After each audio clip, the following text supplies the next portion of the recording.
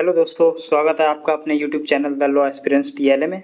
दोस्तों, आज की इस वीडियो में मैं लाया हूँ मुस्लिम लॉ के वो टॉप 15 एमसीक्यू जो आपके आने वाले AIB 21 एग्जाम में बहुत हेल्पफुल होने वाले हैं। तो चलते हैं, वीडियो को शुरू करते हैं क्वेश्चन नंबर 1 के साथ। तो दोस्तों, क्वेश्चन नंबर 1 बात करता है संदाय के मामले में मेहर हो सकती है। तो ऑप्शन है आपके सामने ए त्वरित, बी स्थगित, सी उपरोक्त का तथा खा यानी ए बी दोनों, और डी ना ए ना बी। ठीक है, तो इसका जो राइट आंसर होगा दोस्तों क्वेश्चन नंबर 1 का तो होगा ऑप्शन नंबर सी उपरोक्त ए और बी दोनों। संदाय के मामले में मेहर त्वरित भी हो सकती है यानी कि इमीडिएटली, और स्थगित भी हो सकती है यानी पोस्ट में, बाद में भी। चलिए बढ़ते हैं अगले क्वेश्चन की ओर।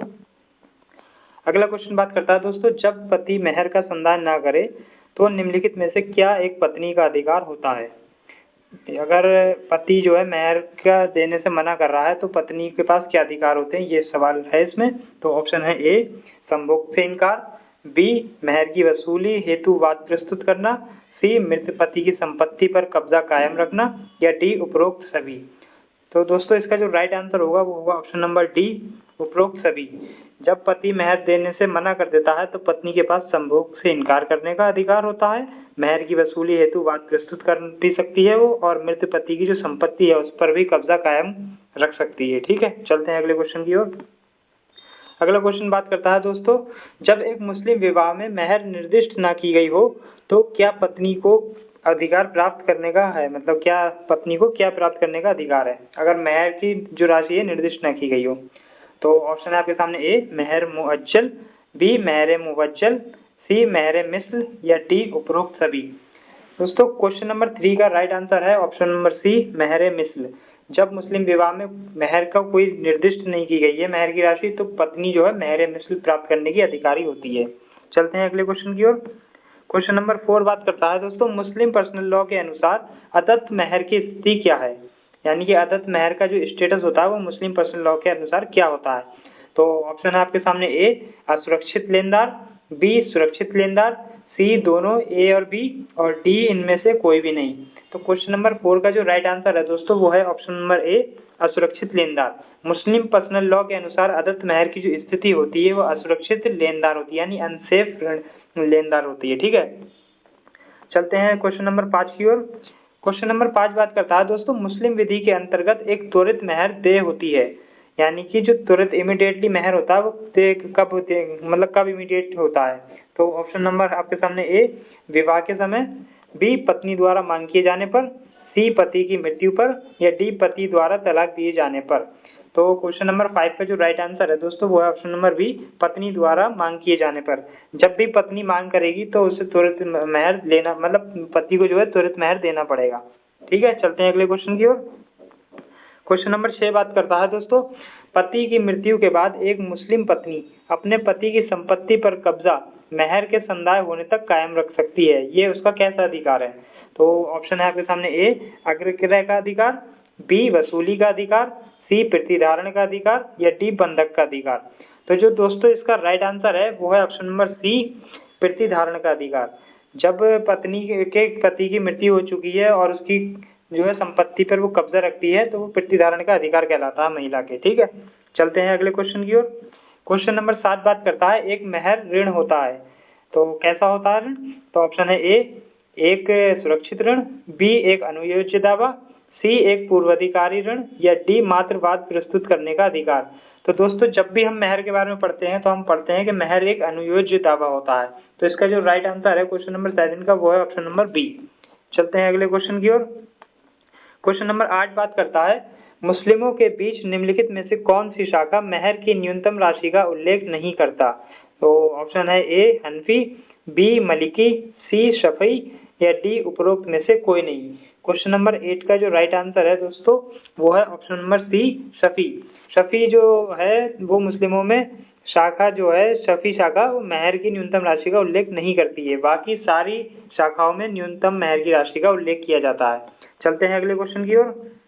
क्वेश्चन नंबर 9 बात करता है दोस्तों सर्वाधिक उचित तलाक होता है, यानी कि तलाकों में जो तलाक के प्रकार है उनमें सबसे उचित कौन सा तलाक माना जाता है। तो ऑप्शन है ए हसन तलाक, बी एहसन तलाक, सी तलाक सुन्ना तलाक उल सुन्ना, या डी उपरोक्त में से कोई नहीं।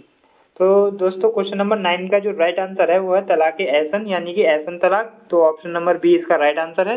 चलते हैं अगले क्वेश्चन की ओर।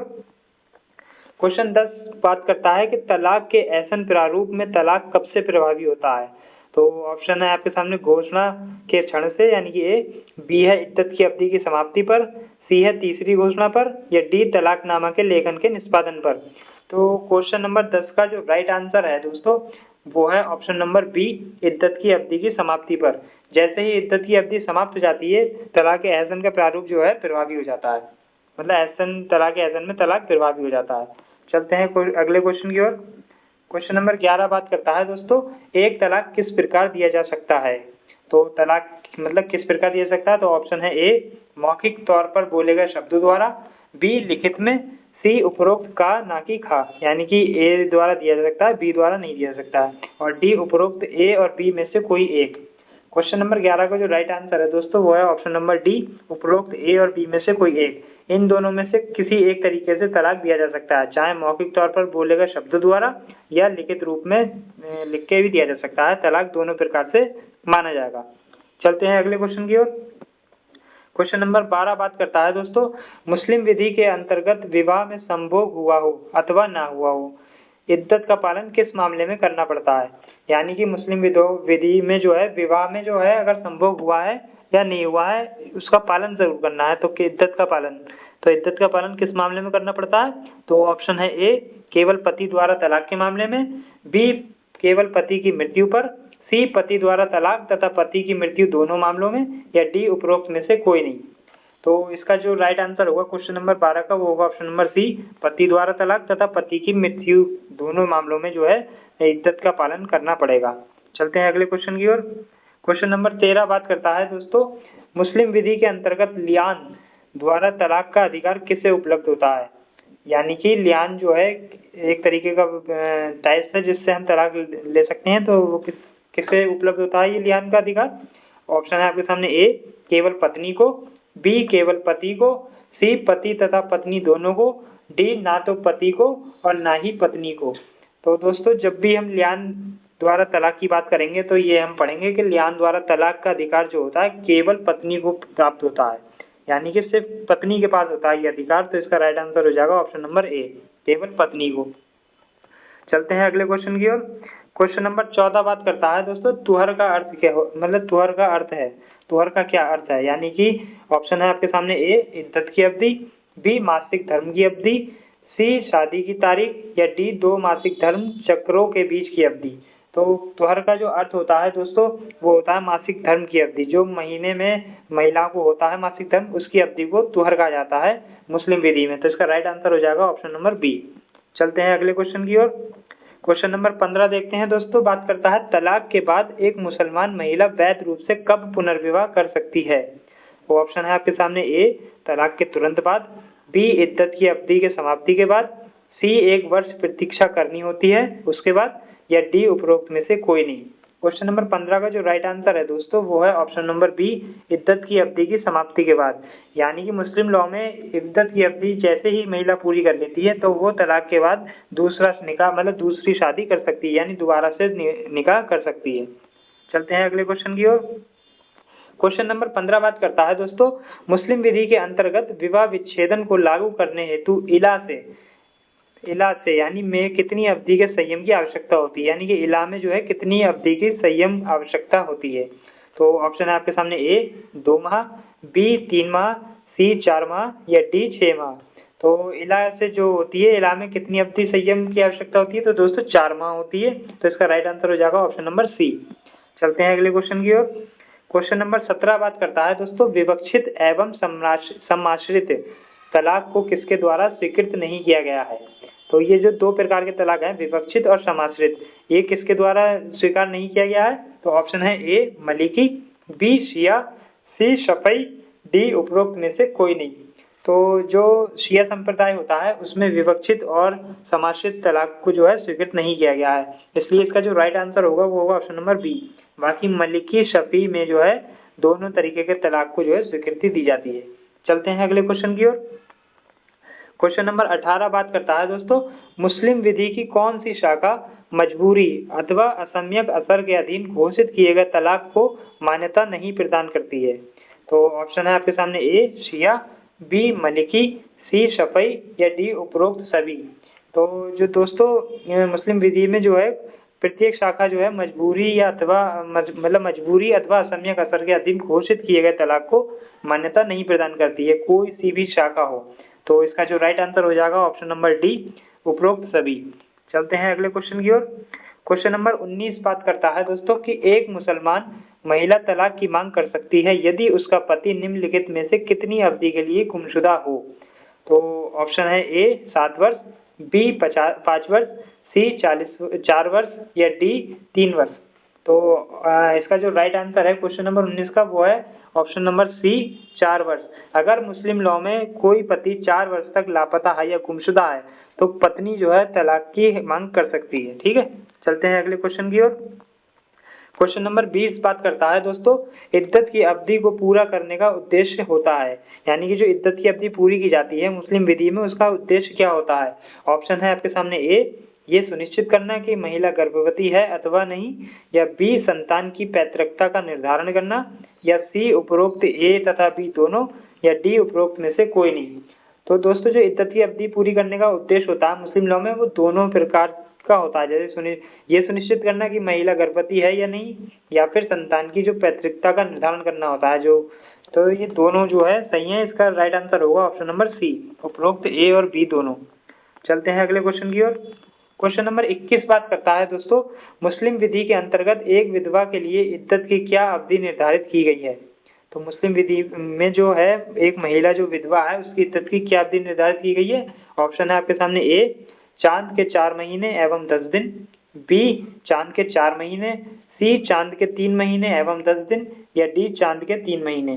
तो क्वेश्चन नंबर 21 का जो राइट आंसर है दोस्तों वो है ऑप्शन नंबर ए चांद के 4 महीने एवं 10 दिन। तो दोस्तों हमें ये भी याद रखना है कि मुस्लिम विधि में जो इद्दत की अवधि है वो हर परिस्थिति में चेंज होती है। अगर पति की मृत्यु है तो अलग होगी, और पति ने तलाक दिया है जीवित है तो अलग होगी। ठीक है, चलते हैं अगले क्वेश्चन की ओर। क्वेश्चन नंबर 22 बात करता है इद्दत की 3 महीनों की अवधि का पालन कब किया जाता है? तो ऑप्शन है आपके सामने ए पति की मौत पर, बी गर्भवती महिला के पति की मौत पर, सी तलाक पर, या डी अवैध विवाह पर। क्वेश्चन नंबर 22 का जो राइट आंसर है दोस्तों वो है ऑप्शन नंबर सी तलाक पर। ये 3 महीनों की जो अवधि का पालन कब किया जाता है? जब तलाक देता है पति। और जो 3 माह या 4 माह हमने अभी पढ़ा था क्वेश्चन नंबर 21 में, इसमें तब किया जाता है जब पति की मृत्यु हो जाती है। ठीक है, चलते हैं अगले क्वेश्चन की ओर। क्वेश्चन नंबर 23 बात करता है दोस्तों, इद्दत की अवधि के दौरान शादी है, कैसी होगी शादी अगर इद्दत की अवधि के दौरान कोई महिला कर लेती है? तो ऑप्शन आपके सामने है ए बातिल, बी फासिद, सी शून्य, या डी मान्य। तो क्वेश्चन नंबर 23 का जो राइट आंसर होगा दोस्तों वो होगा ऑप्शन नंबर बी फासिद। अगर कोई महिला इद्दत की अवधि के दौरान शादी कर लेती है तो वो विवाह फासिद कहलाएगा। ठीक है, फासिद विवाह हो जाएगा। चलते हैं अगले क्वेश्चन की ओर।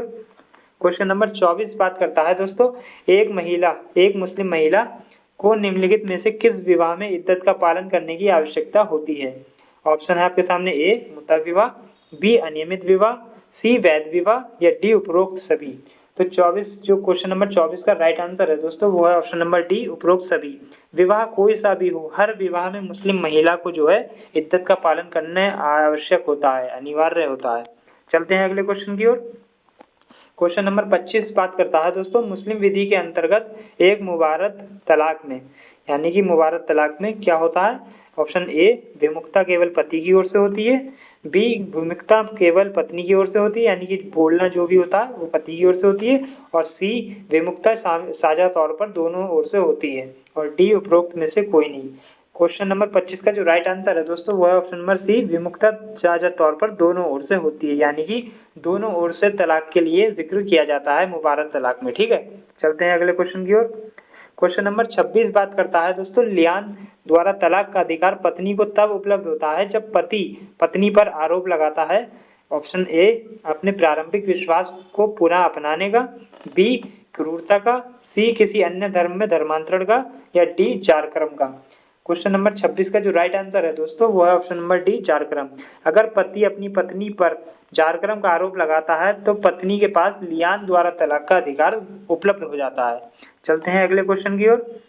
क्वेश्चन नंबर 27 बात करता है दोस्तों, मुस्लिम महिला तलाक पर अधिकारों का संरक्षण अधिनियम कब अधिनियमित किया गया था? यानी कि मुस्लिम महिला अधिनियम जो है, तलाक पर अधिकारों का संरक्षण अधिनियम, वह कब बना था? तो ऑप्शन है आपके सामने ए 1996 यानी 1996, ऑप्शन बी 1946, ऑप्शन सी 1966 या ऑप्शन डी 1986।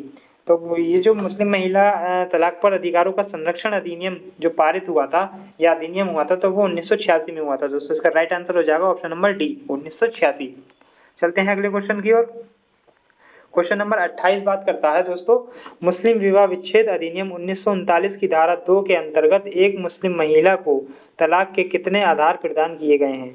यानी कि जो मुस्लिम विवाह विच्छेद अधिनियम 1939 है, मुस्लिम विवाह विघटन अधिनियम भी हम पढ़ते हैं, उसकी धारा 2 के अंतर्गत जो एक मुस्लिम महिला है उसको तलाक के कितने आधार प्रदान किए गए हैं? ऑप्शन है ए 7, बी 8, सी 9 या डी 10। तो क्वेश्चन नंबर 28 का जो राइट आंसर है दोस्तों वो है ऑप्शन नंबर सी 9।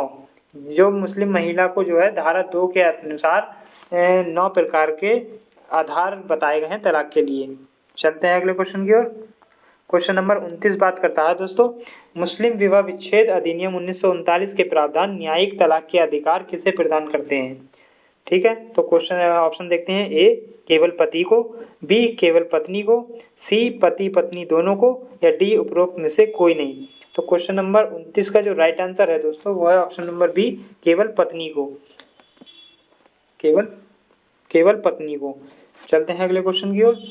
क्वेश्चन नंबर 30 बात करता है दोस्तों, मुस्लिम विवाह विच्छेद अधिनियम 1939 में प्रावधान किया गया है, मुस्लिम विधि के अंतर्गत एक विवाहित महिला को विवाह विच्छेद की डिक्री इस आधार पर हासिल करने का अधिकार होगा कि पिछले 4 वर्षों से पति का कोई अता पता या ज्ञात नहीं हुआ है। यानी कि पिछले 4 वर्षों से पति मिल नहीं रहा है। तो ये किस धारा में इसका प्रावधान किया गया है? तो ऑप्शन देखते हैं। ए धारा 2 के खंड 1, ऑप्शन बी धारा 2 के खंड 2, सी धारा 2 के खंड 3 या डी धारा 2 के खंड 4 में। तो क्वेश्चन नंबर 30 का जो राइट आंसर है दोस्तों वो है ऑप्शन नंबर ए, धारा 2 के खंड 1। धारा 2 के खंड 1 में ये कहा गया है कि कोई महिला जिसका पति पिछले 4 वर्षों से लापता है, मिल नहीं रहा है या उसका कोई भी जानकारी उससे संबंधित ज्ञात नहीं हुई है, तो मुस्लिम महिला जो है विवाह विच्छेद की डिग्री हासिल कर सकती है। ठीक है, चलते हैं अगले क्वेश्चन की ओर। क्वेश्चन नंबर 31 बात करता है दोस्तों, मुस्लिम विवाह विच्छेद अधिनियम 1939 मुस्लिम विधि के निम्नलिखित शाखा पर आधारित है। तो मुस्लिम विवाह विच्छेद अधिनियम 1939 मुस्लिम विधि की किस शाखा पर आधारित है? ऑप्शन देखते हैं। ए हनफी शाखा, बी शफी शाखा, सी मलिकी शाखा या डी जैदी शाखा। तो क्वेश्चन नंबर 31 का राइट आंसर होगा दोस्तों ऑप्शन नंबर ए, हनफी शाखा। मुस्लिम विवाह विच्छेद अधिनियम 1939 जो है मुस्लिम विधि में हनफी शाखा पर आधारित एक अधिनियम है। ठीक है, चलते हैं अगले क्वेश्चन की ओर। क्वेश्चन नंबर 32 बात करता है दोस्तों, मुस्लिम विधि के अंतर्गत जब पति तथा पत्नी दोनों अलग होने की इच्छा करते हैं तो ऐसे समव्यवहार को किस नाम से जाना जाता है? तो ऑप्शन है आपके सामने। ए मुबारात, बी तलाकिन इब्न, सी मुता या डी उपरोक्त में से कोई नहीं। तो क्वेश्चन नंबर 32 का जो राइट आंसर है वो है ऑप्शन नंबर ए, मुबारक, जिसे हम बोलते हैं खुला भी बोलते हैं, खुला तलाक। ठीक है, जो आपसी दोनों पक्षों में जो है पति पत्नी दोनों अलग होने की इच्छा जाहिर करते हुए तलाक ले लेते हैं, उसे मुबारात बोलते हैं। चलते हैं अगले क्वेश्चन की ओर। क्वेश्चन नंबर 33 बात करता है दोस्तों, तलाक की तीसरी घोषणा यानी उच्चारण, जो तीसरी बार तलाक तलाक तलाक कहने पे जो तीसरा उच्चारण है के द्वारा किस प्रकार का तलाक प्रभावी हो जाता है? तो ऑप्शन है आपके सामने। ए तलाक एहसन, बी तलाक एहसन, सी तलाक तफवीज या डी उपरोक्त में से कोई नहीं। तो जो ये इस तरीके का जो तलाक होता है वो तलाक हसन कहलाता है। यानी ऑप्शन नंबर ए इसका राइट आंसर होगा कि तीसरी घोषणा जो होगी तो उसके द्वारा तलाक हसन प्रभावी हो जाता है। चलते हैं अगले क्वेश्चन की ओर। क्वेश्चन नंबर 34 बात करता है दोस्तों, मुस्लिम विधि के अंतर्गत खुला तथा मुबारक होते हैं। तो ऑप्शन है आपके सामने। ए विवाह के प्रकार, बी करार द्वारा विवाह विच्छेदन के प्रकार, सी वयस्कता प्राप्त करने पर उपहार के परित्याग का प्रकार या डी अग्रक्रय की मांग करने का प्रकार। तो ये जो खुला और मुबारक होते हैं वो करार द्वारा विवाह विच्छेदन के प्रकार होते हैं। तो इसका राइट आंसर हो जाएगा दोस्तों ऑप्शन नंबर बी। चलते हैं अगले क्वेश्चन की ओर। क्वेश्चन नंबर 35 बात करता है कि तलाकुल विद्दत होता है, यानी तलाकुल विद्दत क्या होता है। तो ऑप्शन है आपके सामने ए पूर्ण एवं अप्रतिसंहरणीय तलाक, या बी अपूर्ण तथा प्रतिसंहरणीय तलाक, या सी पूर्ण एवं प्रतिसंहरणीय तलाक, या डी उपरोक्त में से कोई नहीं। तो क्वेश्चन नंबर 35 का जो राइट आंसर है दोस्तों वो है ऑप्शन नंबर ए पूर्ण एवं अप्रतिसंहरणीय तलाक होता है। तलाकुल विद्दत क्या होता है, तो पूर्ण होता है और अप्रतिसंहरणीय होता है। ठीक है, चलते हैं अगले क्वेश्चन की ओर। क्वेश्चन नंबर 36 बात करता है मुस्लिम विवाह विघटन अधिनियम 1939 के तहत यौवन आगमन का विकल्प उपलब्ध है, यानी कि यौवन का विकल्प उपलब्ध है किसको। तो ऑप्शन है आपके सामने ए केवल पति, बी केवल पत्नी, सी पति एवं पत्नी दोनों को, और डी पति और पत्नी दोनों अभिभावक के अनुमोदन से। क्वेश्चन नंबर 36 का जो राइट आंसर होगा दोस्तों वो होगा ऑप्शन नंबर बी केवल पत्नी। यौवन का जो विकल्प उपलब्ध होता है वो केवल पत्नी को होता है विवाह मुस्लिम विवाह विघटन अधिनियम 1939 के तहत। चलते हैं अगले क्वेश्चन की ओर। क्वेश्चन नंबर 37 बात करता है दोस्तों किसी अवयस्क बच्चे की अभिरक्षा का माँ का अधिकार किस नाम से जाना जाता है। तो ऑप्शन है आपके सामने ए हिजानत, बी हाजिना, सी खुला, या डी अहुला। तो जो ये अवयस्क बच्चे की अभिरक्षा का जो माँ का अधिकार होता है ये हम हिजानत के नाम से जानते हैं ये मुस्लिम लॉ में। तो इसका राइट आंसर हो जाएगा दोस्तों ऑप्शन नंबर ए हिजानत। चलते हैं अगले क्वेश्चन की ओर। क्वेश्चन 38 बात करता है दोस्तों किसी अवयस्क की संपत्ति के अंतरण का अधिकार किस संरक्षक के पास नहीं होता है। तो ऑप्शन है आपके सामने ए नैसर्गिक संरक्षक, बी वस्तुतः संरक्षक, सी विधिक संरक्षक, या डी न्यायालय द्वारा नियुक्त संरक्षक। तो क्वेश्चन नंबर 38 का जो राइट आंसर है दोस्तों वो है ऑप्शन नंबर बी वस्तुतः संरक्षक। वस्तुतः संरक्षक के पास जो है अवयस्क की संपत्ति के अंतरण का अधिकार नहीं होता है। ठीक है, चलते हैं अगले क्वेश्चन की ओर। क्वेश्चन 39 बात करता है दोस्तों मुस्लिम विधि के अंतर्गत एकमात्र नैसर्गिक संरक्षक होता है, कौन होता है। ऑप्शन नंबर ए पिता, बी माँ, सी पितामह, या डी दादी। तो जो मुस्लिम विधि के अंतर्गत एकमात्र जो नैसर्गिक संरक्षक होता है वो होता है पिता। तो ऑप्शन इसका हो जाएगा option number A is the right answer. चलते हैं अगले क्वेश्चन की ओर। क्वेश्चन नंबर 40 बात करता है दोस्तों मुस्लिम अधर्मज संतानों को किसकी अभिरक्षा में रखा जाएगा, यानी कि मुस्लिम अधर्मज जो मुसलमानों की नाजायज संतानें हैं उसको किसकी अभिरक्षा में रखा जाएगा। तो ऑप्शन है ए पिता, बी माँ, सी पिता तथा माता दोनों, या डी नानी। तो क्वेश्चन नंबर 40 का जो राइट आंसर होगा दोस्तों वो होगा ऑप्शन नंबर बी माँ। अगर कोई अधर्मज मुस्लिम संतान है तो उसको माँ की अभिरक्षा में रखा जाएगा। ऑप्शन नंबर बी इसका राइट आंसर होगा। चलते हैं क्वेश्चन नंबर 41 की ओर। क्वेश्चन नंबर 41 बात करता है दोस्तों कि एक मुस्लिम माँ हिजानत यानी अभिरक्षा का अपना अधिकार किस प्रकार खो देती है। तो ऑप्शन है आपके सामने ए अपने धर्म त्याग के कारण, बी अपने दुराचरण के कारण, सी प्रतिष्ठित डिग्री की नातेदारी के अंदर विवाह करके, या डी उपरोक्त सभी। क्वेश्चन नंबर 41 का जो राइट आंसर है दोस्तों वो है ऑप्शन नंबर डी उपरोक्त सभी। तो इन सभी यानी कि धर्म त्याग के कारण, दुराचरण के कारण, या प्रतिष्ठित डिग्री के नातेदारी के अंदर विवाह करके, इन तीनों तरीके से जो है एक माँ हिजानत यानी अभिरक्षा का अपना अधिकार खो देती है किसी अवयस्क के ऊपर से। ठीक है, चलते हैं अगले क्वेश्चन की ओर। क्वेश्चन नंबर 42 बात करता है दोस्तों मुस्लिम विधि के अंतर्गत निम्नलिखित में से कौन सी शर्त एक वैध दान यानी हिबा के लिए अनिवार्य नहीं है। तो कौन सी जो शर्त है हिबा के लिए अनिवार्य नहीं है। ऑप्शन देखते हैं ए पंजीकरण, बी स्वीकृति, सी कब्जे का परिधान, या डी घोषणा। ऑप्शन नंबर ए जो इसका क्वेश्चन नंबर 42 का जो राइट आंसर होगा वो होगा ऑप्शन नंबर ए पंजीकरण। पंजीकरण अनिवार्य शर्त नहीं है, जबकि स्वीकृति, कब्जे का परिधान और घोषणा ये तीनों आवश्यक तत्व हैं हिबा के लिए, लेकिन पंजीकरण जैसी कोई आवश्यकता निहित नहीं है। चलते हैं अगले क्वेश्चन की ओर। क्वेश्चन 43 बात करता है दोस्तों कि एक मुस्लिम द्वारा किया गया दान यानी हिबा वापस लिया जा सकता है। ऑप्शन है आपके सामने ए कब्जा परिधान के पहले, बी दाता के उत्तराधिकारियों द्वारा, सी अदाता के पारिवारिक सदस्यों द्वारा, या डी उपरोक्त में से कोई नहीं। तो जो एक मुस्लिम द्वारा कोई मुस्लिम अगर दान कर रहा है तो उसे वापस वो कब तक ले सकता है। तो याद रखना दोस्तों जब तक कि वह परिधान ना कर दे। अगर वो परिधान करने के पहले दान वापस ले सकता है, अन्यथा उसके बाद नहीं। तो इसका जो राइट आंसर हो जाएगा क्वेश्चन नंबर 43 का हो जाएगा ऑप्शन नंबर ए कब्जा परिधान के पहले ही जो है हिबा वापस लिया जा सकता है यानी दान वापस लिया जा सकता है, अन्यथा नहीं। चलते हैं अगले क्वेश्चन की ओर। क्वेश्चन नंबर 44 बात करता है दोस्तों कि निम्नलिखित में से कौन सा दान यानी कौन सा हिबा वैध नहीं होता है। तो ऑप्शन है आपके सामने ए भावी दान यानी कि फ्यूचर में किया गया दान, बी सशर्त दान, सी सट्टेबाजी की संविदा अथवा समाश्रित संविदा पर आधारित दान, या डी उपरोक्त सभी। तो क्वेश्चन 44 का जो राइट आंसर होगा दोस्तों वो होगा ऑप्शन नंबर डी उपरोक्त सभी।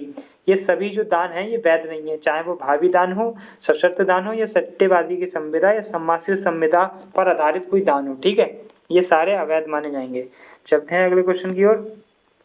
क्वेश्चन नंबर 45 बात करता है दोस्तों कि मुस्लिम विधि के अंतर्गत एक वसीयत बनाई जा सकती है। ऑप्शन है आपके सामने ए 1/4 संपत्ति की, बी 1/3 संपत्ति की, सी आधी संपत्ति की, या डी संपूर्ण संपत्ति की। तो क्वेश्चन नंबर 45 का जो राइट आंसर है दोस्तों वो है ऑप्शन नंबर बी 1/3 संपत्ति की। मुस्लिम विधि के अंतर्गत संपत्ति की जो वसीयत कर सकते हैं वो 1/3 संपत्ति की ही की जा सकती है। ठीक है, चलते हैं अगले क्वेश्चन की ओर। क्वेश्चन नंबर 46 बात करता है दोस्तों कि वक्फ की घोषणा कर दिए जाने के बाद संपत्ति किसमें निहित हो जाती है।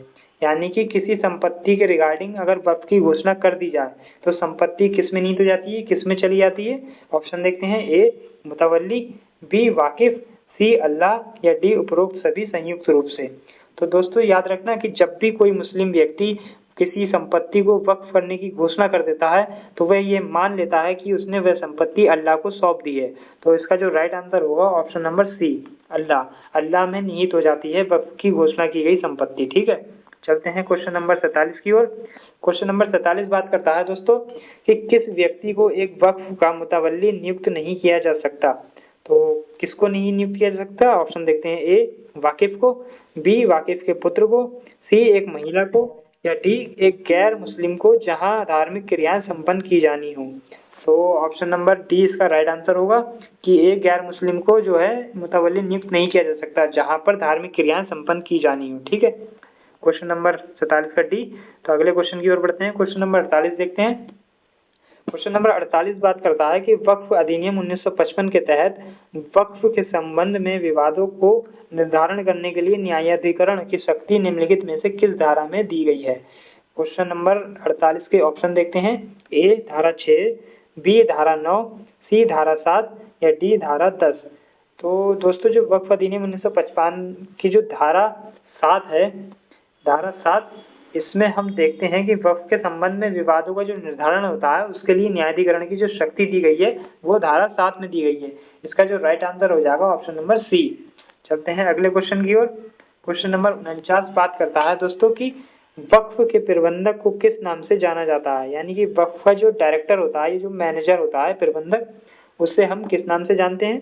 तो ऑप्शन है आपके सामने, ए सज्जादा नशीन, बी खादिम, सी मुतवल्ली, डी मुजावर। तो इसका जो राइट आंसर होगा दोस्तों वो होगा ऑप्शन नंबर सी मुतवल्ली। वक्फ का जो प्रबंधक होता है हम उसे मुतवल्ली के नाम से जानते हैं। ठीक है, सज्जादा नसीन किसी दरगाह का प्रमुख कहलाता है, खादिम उस दरगाह की देखरेख करने वाला कहलाता है, और मुजावर भी कुछ इसी तरीके के व्यक्ति को कहा जाता है। ठीक है, चलते हैं अगले क्वेश्चन की ओर। ये हमारी वीडियो का आज का लास्ट क्वेश्चन है दोस्तों, जो क्वेश्चन नंबर 50 है। देखते हैं इसको क्या बात कर रहा है कि किसी मुसलमान के द्वारा किसी बच्चे की धर्मस्थता के संबंध में की गई स्वीकृति।